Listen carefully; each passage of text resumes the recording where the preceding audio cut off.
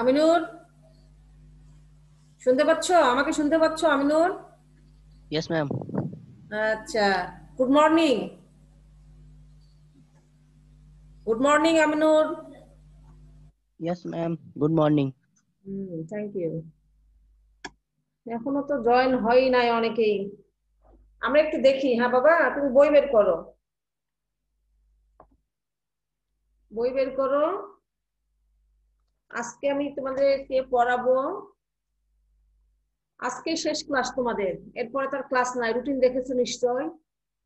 Routine দেখেছো না? দেখছি। রুটিনে আজকেই তোমাদের ক্লাসটা শেষ ক্লাস। আজকে দুইটা পার্ট আলোচনা করব, এখানে যেটা আমার সিলেবাসে দেওয়া আছে। হ্যাঁ, পঞ্চম অধ্যায়ের মুরগি পালন পদ্ধতি, মুরগির খাদ্য এবং পানি ব্যবস্থাপনা, এইটা। আর একটা পড়তে হবে যেটা মানে গুরুত্ব দিছে তোমাদের সিলেবাসে, সম্ভবত অ্যাসাইনমেন্টের জন্য কাজে লাগবে, সেজন্যই গুরুত্ব দিছে এই সিলেবাসে। ফলদ বৃক্ষ, কাঁঠালের পরিচিতি ও গুরুত্ব ও চাষ পদ্ধতি, এই দুইটা।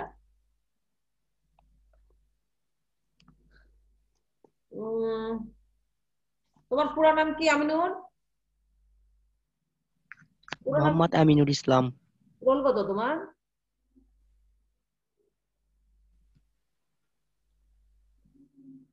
সাজিদ, শুনতে পাচ্ছ?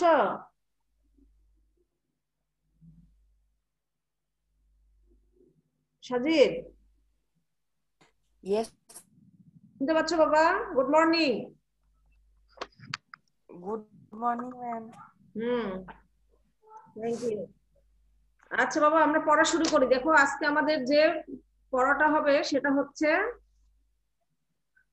পঞ্চম অধ্যায়ের মুরগি পালন পদ্ধতি। তোমাদের নিশ্চয়ই অ্যাসাইনমেন্টে কিছু না কিছু থাকবে।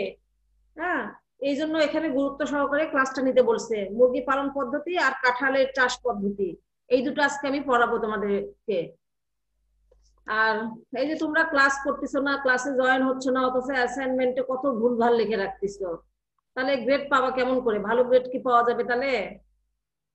এই যে দুটো সবুজ সারের নাম বলা হয়েছে, দেবজিৎ শুনতে পাচ্ছ? দেবজিৎ, খুব কম সংখ্যকই যাই হোক জয়েন করে, কিন্তু করা উচিত, কারণ এগুলো থেকেই তোমাদের অ্যাসাইনমেন্ট আসবে আশা করি। তোমরা ষষ্ঠ সপ্তাহের অ্যাসাইনমেন্ট পাওনি তো, এখনো পেয়েছো? হ্যাঁ, মনে হয় ষষ্ঠ সপ্তাহের অ্যাসাইনমেন্ট এখনো পাও নাই, হয়তো পেয়ে যাবা। মানে পাওয়ার পরে যদি বুঝতে সমস্যা হয় আমাদের সঙ্গে যোগাযোগ করো। হ্যাঁ, আমার সঙ্গে যোগাযোগ করো, কিভাবে লিখবা সঠিকটা লেখার চেষ্টা করবা। কারণ এই তোমরা যে যেটা গেল যে প্রথম অ্যাসাইনমেন্টটা, এখানে অনেকেই হয়তো যে ইউটিউব দেখে দেখে লিখেছো, আমি দেখেছি ইউটিউবের দুই একটা ওই অ্যাসাইনমেন্ট ইয়েগুলো দেখেছি, সমাধানগুলো দেখেছি, ভুল অ্যান্সার দিয়ে গেছে, তোমরা ভুলটাই লিখে দিছো, তাহলে কি ওখানে নাম্বার পাবা? হুম, যেমন যেটা বেশি ভুল করছে সেটা হচ্ছে যে সবুজ সারের নাম একদম উল্লেখ করে দিছে, সেখানে যদি সবুজ সারের নাম যদি না ঠিক করে লেখো তাহলে কেমন করে হবে? সবুজ সার কোনটা? সবুজ সার হচ্ছে সবুজ জাতীয় লতাপাতা পচিয়ে যে সার তৈরি করা হয়। সবাই লিখছে জৈব সার, সবুজ সারের দুইটার নাম লেখো। সবুজ সার হচ্ছে জৈব সার, রাসায়নিক সার, নাইট্রোজেন, ফসফরাস, পটাশিয়াম। তাহলে কি হলো? তাহলে তো হলো না। হুম, ইউটিউবে দেখে দেখে লিখলে যে সেটা সঠিক হবে তা না।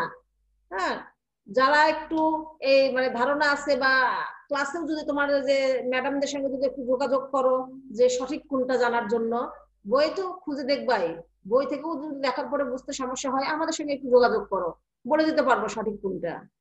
তাহলে আমরা সর্বোচ্চ নাম্বারটা হয়তো দিতে পারবো। আর এটা তো অনেক মানে ভালো সুযোগ, দেখে দেখে লিখতে পারবা, বই খুঁজে লিখতে পারবা তোমরা। আচ্ছা যাই হোক, আজকে পড়া শুরু করি নাও। তো আজকে পঞ্চম অধ্যায়ের 90 পৃষ্ঠা বের করো। মুরগি পালন পদ্ধতি, এখানে যে ক্লাস দুটার গুরুত্ব দিচ্ছে সেগুলোই তোমাকে আমরা ক্লাসে আমি এখানে আলোচনা করছি। এখানে যেটা বলা হয়েছে মুরগি পালন পদ্ধতি, এখানে বলা আছে মুরগি পালন একটি লাভজনক কাজ, মুরগির ডিম ও মাংসের চাহিদা প্রচুর রয়েছে, বিষয়টি গুরুত্বপূর্ণ বলে অন্তর্ভুক্ত করা হলো। অর্থাৎ তোমাদের কিন্তু এটা অ্যাসাইনমেন্টেও হয়তো বা এই বিষয়ে কিছু একটা দিতে মানে কিছু দিতে পারে। পার্ট 10 89 পৃষ্ঠা পেয়েছো? খুব সহজ পড়া, কিন্তু যেহেতু আমাদের বই আছে, সিলেবাসে আছে, আমাদের সেজন্য আলোচনা করতেই হবে।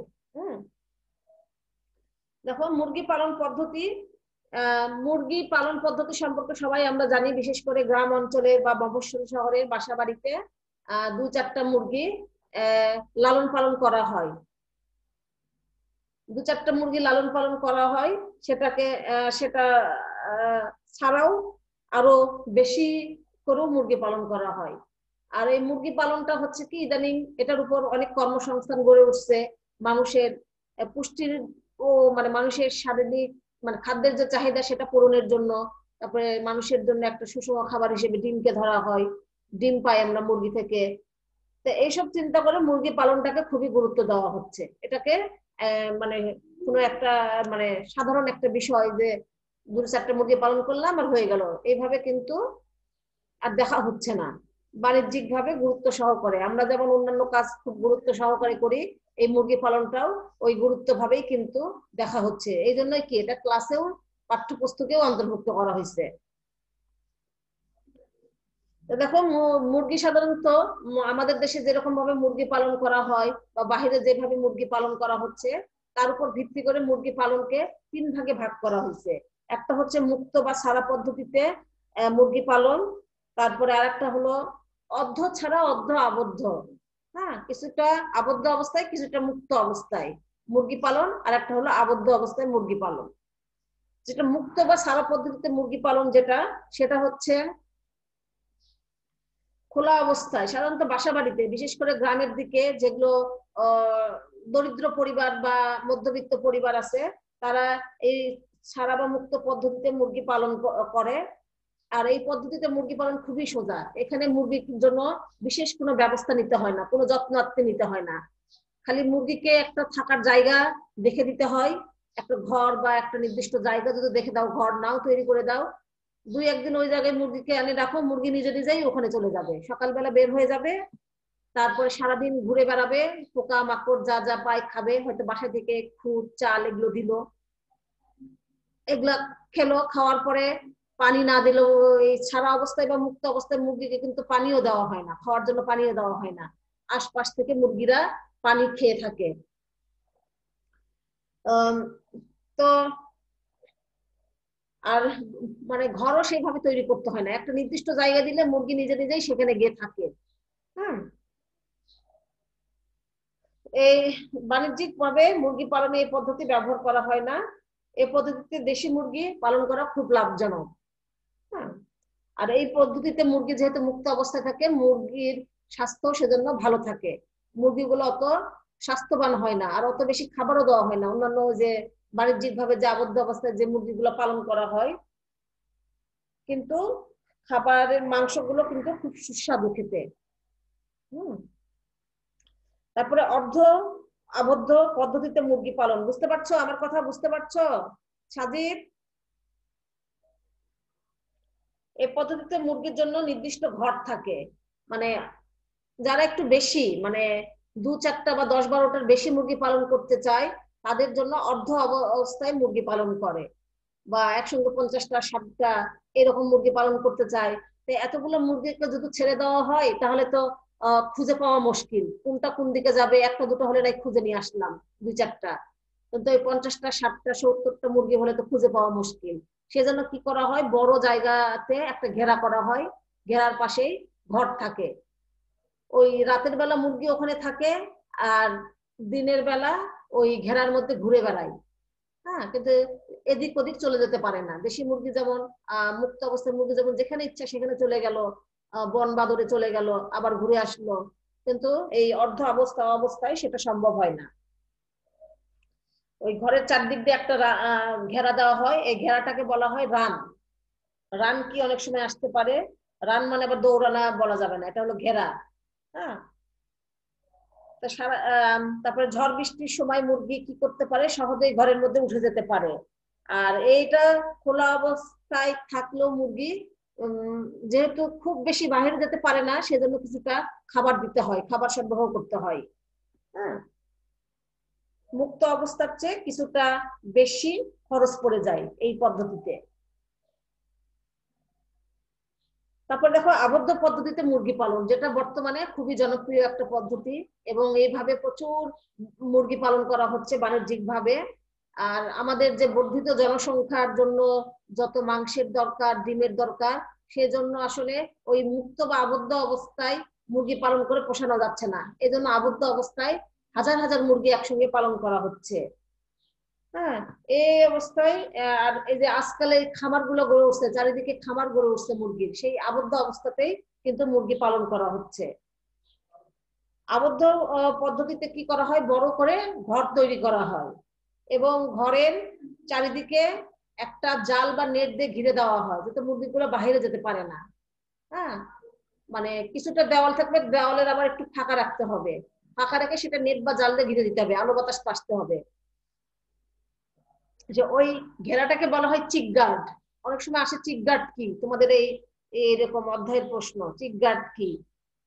চিক গার্ড হচ্ছে মুরগিকে যে ঘেরা দেওয়া হয় সেটাই হচ্ছে চিক গার্ড।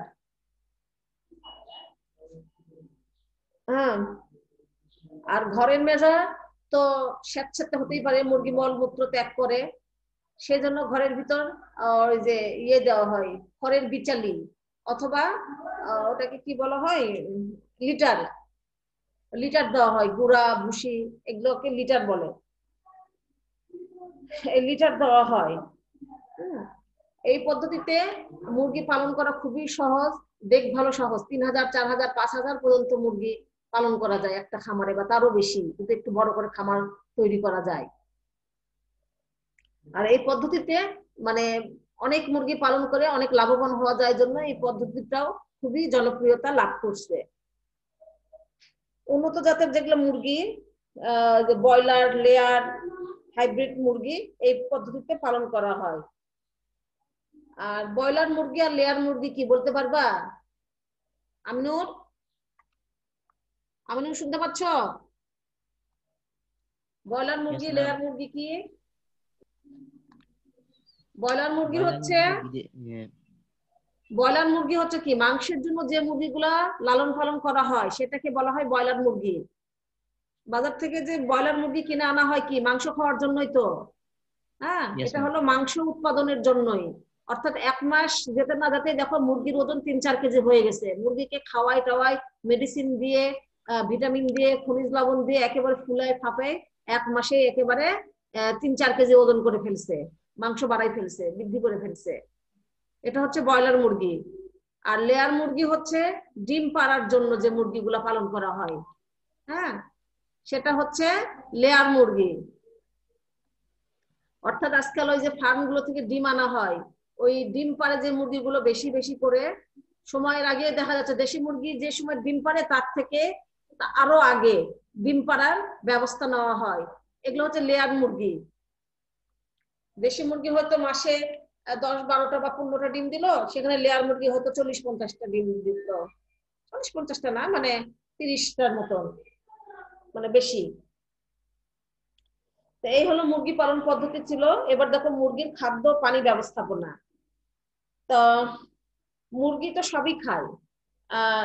যেগুলো মুক্ত অবস্থায় ছেড়ে দেওয়া মুরগি সেগুলো সাধারণত কি খায়, আর যেগুলো ঝরা শস্য, পোকামাকড়, শাকসবজি খায়, যার জন্য এরা যা পায় তাই খায়। এদের জন্য সুষম খাবারটা এরা কিন্তু পায় না। হ্যাঁ, যেগুলো ছাড়া অবস্থায় মুরগি, কিন্তু সুষম খাবার খেতে গেলে সব রকম খাবারই মুরগিকে দিতে হবে, যেটা হয়তো ওই যে খাঁচায় পালন মুরগিতে দেওয়া হয়। সুষম খাবারটা কি, যেসব খাবারের মধ্যে 6টা খাদ্য উপাদানই থাকবে, শর্করা, আমিষ, স্নেহ, খনিজ লবণ, ভিটামিন, পানি, এই সবগুলো পুষ্টি উপাদানই থাকবে, সেটাকে বলা হবে সুষম খাবার। তো এই সুষম মুরগির জন্য শর্করা জাতীয় খাবার যদি দেই, মানে শর্করা পেতে হলে মুরগিকে কোন খাবারগুলো দিতে হবে? মুরগিকে দিতে হবে গম, ভুট্টা, চালের খুদ, চালের গুঁড়া, গমের ভুসি। অর্থাৎ শর্করা জাতীয় যে খাবারগুলো আছে, গম, ভুট্টা, চালের গুঁড়া, এগুলো গুঁড়া করে খাবার বা এগুলো আধা ভাঙ্গা অবস্থায় মুরগিকে দিতে হবে। তারপরে আমিষ, আমিষ পাবে কোথায় থেকে? মুরগিকে শুটকি মাছের গুঁড়া, ওই যে অনেক শুটকি মাছ আছে যেগুলো হয়তো বা খাওয়া হয় না, ফেলে দেওয়া হয়, ছোট ছোট শুটকি মাছ যারা খেতে পছন্দ করি না অনেকেই, সেসব শুটকি মাছ মাছ শুকায়ে গুঁড়া করে মুরগির খাবার তৈরি করা হয়। তবে সয়াবিন মিল, সয়াবিন থেকে তেল তৈরির পরে যে উচ্ছিষ্টতা থাকে সেগুলো ওই সয়াবিন মিল বলা হয় সেটাকে। হ্যাঁ, সয়াবড়ি থেকে তৈরি করা হয়। তবে তিলের খোল, তিল থেকে তেল বাহির করে নেওয়ার পরে যে খোলটা থাকে, যে খোসাটা থাকে, ওটাও ওখানেও প্রচুর আমিষ পাওয়া যায়। সরিষার খোল, এখানেও কিন্তু প্রচুর পরিমাণ আমিষ থাকে, প্রোটিন থাকে। হ্যাঁ, এইগুলো যদি আমরা মুরগিকে খেতে দিই তাহলে মুরগি প্রচুর পরিমাণ আমিষ বা প্রোটিন পেয়ে থাকবে। তবে স্নেহ জাতীয় খাবার, স্নেহ জাতীয় খাবার মানে কি? তৈলাক্ত খাবার, সয়াবিন তেল, সরিষার তেল, তিলের তেল, এইগুলো থেকে, এই তেলগুলো দ্বারা মুরগির খাবারে মিশাতে হবে। এগুলো তো আর তেল তো আর এমনি দিব না মুরগিকে। মুরগির জন্য যখন দেওয়া আছে রেশন তৈরি করা হয়, মুরগির যে খাবার তৈরি করা হয় সবগুলো উপাদান মিশাইয়ে সেখানে তেলও যোগ করা হয়। বা সরিষা যদি দেওয়া হয় বা তিল যদি দেওয়া হয়, সেখান থেকেও স্নেহ জাতীয় উপাদান সে পেয়ে থাকবে, মুরগি পেয়ে থাকবে। আর খনিজ পুষ্টি উপাদানের জন্য দেওয়া হয় খাদ্য লবণ, হাড়ের গুঁড়া। হাড়ের গুঁড়া তো কি প্রচুর পরিমাণ খনিজ উপাদান পাওয়া যায়। হ্যাঁ, যেহেতু ওটা ক্যালসিয়াম, ম্যাগনেসিয়াম এইসব দিয়ে গঠিত হয় হাড়। মাছের হাড়, হাঁস মুরগির হাড়, গরুর হাড়, মাংসের হাড় যেগুলো পাওয়া যায়। তারপর খনিজ, ঝিনুক, শামুকের গুঁড়া, প্রচুর পরিমাণ ক্যালসিয়াম, সিলিকেট, ক্যালসিয়াম কার্বনেট এসব পাওয়া যায়। ভিটামিন এবং খনিজ মিশ্রণ বাজারে কিনতে পাওয়া যায়। আর হলো ভিটামিন পাবে শাকসবজি, ছোট ছোট অনেক চিকন ঘাস আছে, লতা পাতা আছে যেগুলো মুরগি খায়, এসব থেকে ভিটামিন পেয়ে থাকবে। অনেক রকম ফলমূল মুরগি খেয়ে ফেলে না, আমরা হয়তো কোনো একটা কলা রাখলাম বা কোনো একটা নরম ফল রাখলাম, মুরগি কিন্তু খেয়ে ফেলে। আর পানি হচ্ছে বিশুদ্ধ পানি, সেটা যেখানকারই হোক বিশুদ্ধ পানি দিতে হবে। এগুলো হলো মুরগির খাবারের উপকরণ, এগুলো হলো মুরগির খাবারের পুষ্টির উৎস। যদি এরকম আসে যে পুষ্টির উৎস, খাবারের পুষ্টি উৎসগুলো কি কি, তখন এই খাবারের নামগুলো লিখতে হবে। আর বলে যে মুরগির খাদ্য উপকরণ গুলো কি কি, তখন এইভাবে লিখতে হবে ছক আকারে বা যেভাবে চাই আর কি। তারপরে দেখো মুরগির রেশন। মুরগির রেশন হচ্ছে কি, মুরগির জন্য যে খাবারটা তৈরি করা হয় সেটা হচ্ছে মুরগির রেশন। মুরগি মানে ডিম থেকে ফোটার পরে বড় হওয়া পর্যন্ত মুরগির বয়সকে কয়েকটা সময় সময় ভাগ করা হয়েছে। যেমন বাড়ন্ত বাচ্চার মুরগি, তারপরে 0 থেকে 1 সপ্তাহ বয়সের মুরগি, ফিনিশার রেশন মানে বয়স্ক মুরগির, এরকম বয়সের জন্য রেশন তৈরি করা হয়। পরিমাণও দেওয়া থাকে যে কতটুকু খাওয়াতে হবে মুরগিকে। তো মুরগির রেশন হচ্ছে বাজারে কিনতে পাওয়া যায়, বাড়িতেও তৈরি করা যায়। লেয়ার মুরগির জন্য বাচ্চা রেশন, বাড়ন্ত মুরগির রেশন, ডিম পাড়া মুরগির রেশন পাওয়া যায়। এগুলো বাজারেই কিনতে পাওয়া যায়। কোন মুরগির জন্য কোন কোন খাবার দরকার, বাড়িতে তো ঝামেলা করার কি দরকার, বাজারেই ওইসব মিল থেকে এসব তৈরি করে বাজারে প্যাকেট করে বিক্রি করে। কিন্তু কেনার সময় দেখতে হবে যেন খাবারগুলো নষ্ট না হয় বা কোনো ছত্রাক বা ছত্রাক হয় নষ্ট যেন না হয়। 3 মাসের বেশি যদি হয়ে যায় খাবারের মেয়াদ, তাহলে সেটা মুরগি খাওয়ানো যাবে না, সেক্ষেত্রে মুরগি মারা যাবে কিন্তু বিষাক্ত হয়ে। আর তৈরি করতে হলে কিভাবে তৈরি করতে হবে, এই যে এখানে দিছে মুরগির রেশন তৈরি। দানাদার খাদ্য উপকরণ দিয়ে মুরগির সুষম রেশন তৈরি করা হয়। রেশন তৈরির সময় 45 থেকে 55% গম, ভুট্টা ভাঙ্গা, চালের গুঁড়া 15 থেকে 20 ভাগ, সয়াবিন বা তিলের খোল 10 থেকে 15 ভাগ, শুটকি মাছের গুঁড়া 6 থেকে 10 ভাগ, হাড়ের গুঁড়া বা ঝিনুকের গুঁড়া 2 থেকে 6 ভাগ ব্যবহার করা হয়। তাছাড়া রেশনে লবণ, ভিটামিন, খনিজ উপাদান যোগ করতে হবে। রেশন তৈরির পর সবগুলো উপকরণ ভালোভাবে মিশ্রিত করে মুরগিকে খাওয়াতে হবে। তো এখানে এই যে দেখো 45 থেকে 55% যে দিছে, এটা মানে কি বোঝো? এখানে যে বলছে যে গম লাগবে আমার 45 থেকে 55%। এখন পার্সেন্ট বলতে আমি কি বুঝবো, কতটুকু নিব, 2 কেজি না 3 কেজি না 4 কেজি? হ্যাঁ, বুঝো কি এটা আমিনুর? একটু কথা বলো। এই যে এখানে দিছে যে রেশন তৈরির জন্য 45 থেকে 55% গমের গুঁড়া বা ভুট্টার গুঁড়া লাগবে। এটা কি বুঝো যে 45% 55% মানে কতখানি? না বুঝলে বলো, আমি বুঝাই দিব। বলেন। হ্যাঁ, এটা একটু বলো, না বললে তো আমি বুঝবো না যে তোমরা জানো কিনা। তো 45%, যেমন এখানে দিচ্ছে রেশন তৈরির সময় প্রায় 45 থেকে 55% গম এবং ভুট্টা ভাঙ্গা দিতে হবে। 45% বলতে আমি এখন কতটুকু নিব, ধরে নাও আমি 1 কেজি খাবার তৈরি করব। ওই 1 কেজি মানে কি 1000 গ্রাম। 1000 গ্রামের 45 থেকে 55%, অর্থাৎ 1000-এর 45% মানে কত, 450 গ্রাম, তাই না? এরকম বের করে নিতে হবে। 15 থেকে 20% মানে কত, 150 থেকে 200 গ্রাম হচ্ছে তিল বা মিল। বুঝতে পারছো? যতটুকু খাবার বানাবো সেই খাবারের মানে 45 থেকে 55% আমার তিলের ভুসি, গমের ভুসি 15 থেকে 20%। কি বুঝতে পারছো? জিনিসটা ক্লিয়ার হয়েছে? আচ্ছা ঠিক আছে, আমি আর গেলাম না, আমাদের সময় প্রায় শেষের দিকে, আমার আরো একটা পাঠ পড়াতে হবে। চলে যাও বনায়নে 6ষ্ঠ অধ্যায়। সময় নাই কাঁঠালের, এটা দিছে গুরুত্ব সহকারে। যে দুটো পাঠ পড়াতে বলছে আমি সে দুটোই একটু আলোচনা করতেছি। এটা সোজা একটা পাঠ, কিন্তু তারপরেও আমি একটু আলোচনা করতেছি। পাঠ 1, ফলদ বৃক্ষ, কাঁঠালের পরিচিতি, গুরুত্ব এবং চাষ পদ্ধতি।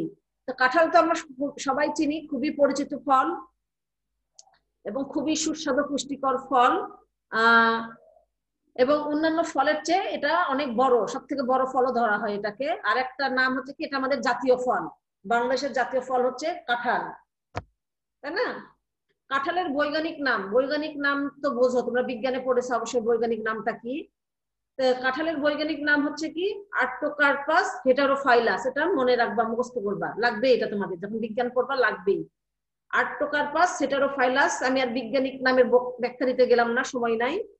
তো এটা যদি তোমাদের পরীক্ষায় আসে, আর্টোকার্পাস হেটারোফাইলাস, নিচে আলাদা আলাদা করে দাগ দিতে হয়। বৈজ্ঞানিক নাম যখন হাতে লিখতে হয়, নিচে আলাদা আলাদা করে দাগ দিতে হয়। বুঝেছো? মনে থাকে যেন এটা এটা ভুল করো না। এটা কিন্তু অনেক টিচার আছে কেটে দেয়, যদি বৈজ্ঞানিক নাম খাতায় লেখো নিচে যদি দাগ না দাও, অনেক টিচার মানে নিয়মও নাই আসলে, এটা ভুল তখন ধরা হবে, বানান ঠিক হলেও ভুল ধরা হয়, কেটে দেওয়া হয়। কাঁঠাল একটি দ্বিবীজপত্রী উদ্ভিদ, মানে বীজ হলো দ্বিবীজপত্রী, কাষ্ঠল এবং চিরহরিৎ বৃক্ষ। চিরহরিৎ আর পত্রঝরা উদ্ভিদ বলা হয়, পাতা ঝরে যাওয়ার উপর ভিত্তি করে। চিরহরিৎ মানে শীতকালে যেসব গাছের পাতা ঝরে পড়ে না সব পাতা, সেটা হচ্ছে চিরহরিৎ। আর কোন কোন গাছের পাতা আছে শীতকালে সব ঝরে পড়ে যায়, সেগুলোকে বলা হয় পত্রঝরা উদ্ভিদ। বুঝতে পারছো? কাঁঠাল গাছের উচ্চতা 21 মিটার পর্যন্ত হয়। কাঠ শক্ত এবং হলদে রঙের হয়। বীজ সাদা ও ফুল সবুজ রঙের হয়। পাতা সরল ডিম্বাকৃতি এবং সবুজ। বীজ থেকে চারা উৎপাদন করে কলম তৈরি করা হয়, মানে বীজ থেকে চারা তৈরি করেও লাগানো হয়, আবার কলম করেও চারা লাগানো হয়। তো আষাঢ় শ্রাবণ মাসে বা শ্রাবণ ভাদ্র মাসে কাঁঠালের চারা রোপণ করা হয়। বাংলাদেশের সব জেলাতেই কাঁঠাল পাওয়া যায়, বিশেষ করে গাজীপুর, টাঙ্গাইল, ময়মনসিংহ অর্থাৎ লাল মাটির এলাকা, সেই সব জায়গায় কাঁঠালটা ভালো হয়। একটু এঁটেল মাটিতে, এঁটেল দোআঁশ মাটিতে কাঁঠালটা ভালো হয়। তো বাংলাদেশের সাধারণত কাঁঠাল হলো বছরে একবারই ফল দেয়, 2-3 বার ফল দেয় না, কিন্তু গাছটা হলো বহু বর্ষজীবী। বাংলাদেশের কাঁঠালের মানে কুয়ার উপর ভিত্তি করে 3 ভাগে ভাগ করা হয়েছে। একটা হলো খাজা কাঁঠাল। খাজা কাঁঠালটা আসে, খাজা কাঁঠাল কি? এসব কাঁঠালের কুয়া খুব শক্ত, একদম শক্ত, রস কম, হ্যাঁ, কসকসে কাঁঠাল।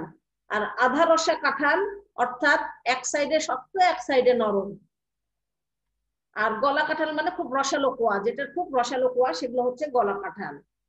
কাঁঠালের গুরুত্বটা আসে, হয়তো আসতেও পারে তোমাদের অ্যাসাইনমেন্টে। কাঁঠাল হচ্ছে একটি বহুবিধ ব্যবহার উপযোগী উদ্ভিদ।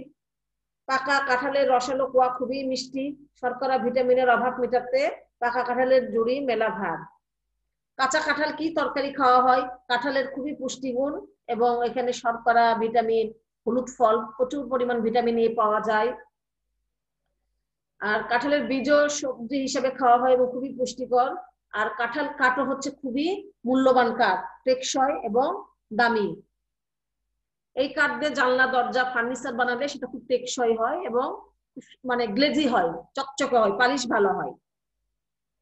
আবার কাঁঠালের পাতাও কিন্তু ছাগল বা গরু ছাগলকে খাওয়ানো হয়, বিশেষ করে যখন দুর্যোগ গুলো চলে, বন্যা, খরা, এরকম সময় মাঠে ঘাস পাওয়া যায় না, তখন কাঁঠালের পাতাও কিন্তু খাওয়ানো যায়।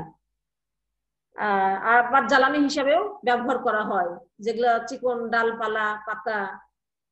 চাষ পদ্ধতি দেখো, বন্যামুক্ত এলাকায় কাঁঠালের চারা লাগাতে হবে। পলি দোআঁশ বা অল্প লাল মাটিতে, উঁচু মাটিতে কাঁঠাল ভালো হয়। লাগানোর আগে জমি কি করতে হবে, কয়েকবার লাঙ্গল দিয়ে আড়াআড়ি ভাবে চাষ দিয়ে নিতে হবে। আর লাগানোর 1 মাস আগে গর্ত তৈরি করতে হবে। গর্তের আকারটা হবে 1 metre into 1 metre into 1 metre, অর্থাৎ দৈর্ঘ্য প্রস্থ উচ্চতায় 1 মিটার করে হবে। তারপরে গর্তের উপরের মাটি নিচে, নিচের মাটি উপরে, তার ভিতর কি দিতে হবে, 20 কেজি পচা গোবর, হাড়ের গুঁড়া 400 গ্রাম, টিএসপি 150 গ্রাম, সাই 2 কেজি, এমপিও সার 150 গ্রাম দিতে হবে। তারপরে চারা দিতে হবে। চারার বয়স যখন 2 থেকে 5 বছর হবে, সেই সময়ে আবার কি করতে হবে, 30 কেজি ইউরিয়া, কি গোবর সার 30 কেজি, ইউরিয়া হচ্ছে 200 গ্রাম, টিএসপি 150 গ্রাম, এমওপি 100 গ্রাম প্রয়োগ করতে হবে। আর যখন গাছে ফল ধরে তখন কিন্তু আবার একটু সার দিতে হয়, তাহলে ফলন ভালো হবে।